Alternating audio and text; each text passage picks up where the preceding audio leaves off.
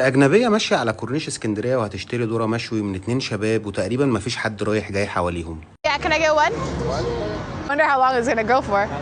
Oh, we stay here. طبعا الناس اللي واقفة على الله دي في الأفلام والمسلسلات بيجوا بشعين. تعالوا نشوف بقى نظراتهم وتحركاتهم وسلوكهم وهم بيتعاملوا معاها في البيع والشراء. How much? دخان.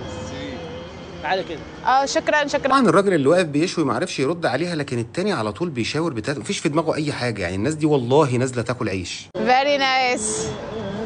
Thank you.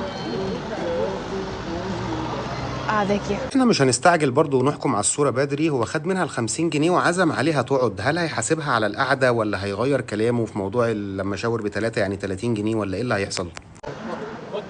Okay. شكرا. Alright, we're trying the sweet corn.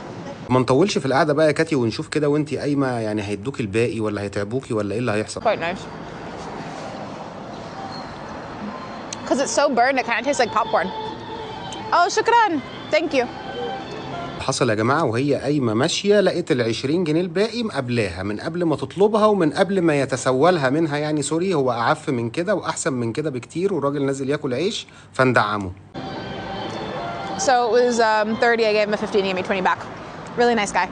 على فكرة يا كابتن هي شكرت فيك برضو وقالت عليك ان انت شخص كويس، واحنا شايفينك شخص كويس وما شاء الله عليك ابتسامتك جميلة. ولما بتقول لها تعالي كده عشان الدخان انت عليها تقعد، ولما قامت لقت ال20 جنيه الباقي استنيها من غير ما تتسولها. يعني بجد كل الدعم واي حد يعرفه لازم يدعمه. Oh wow, what is this guy selling? Salam alaikum. What is that? How much for one? 100. شايفين الجمال يا جماعة؟ اول ما دخل عليه ازيك بتبيع ايه؟ ببيع بيتزا. بكام؟ ب100 جنيه على طول.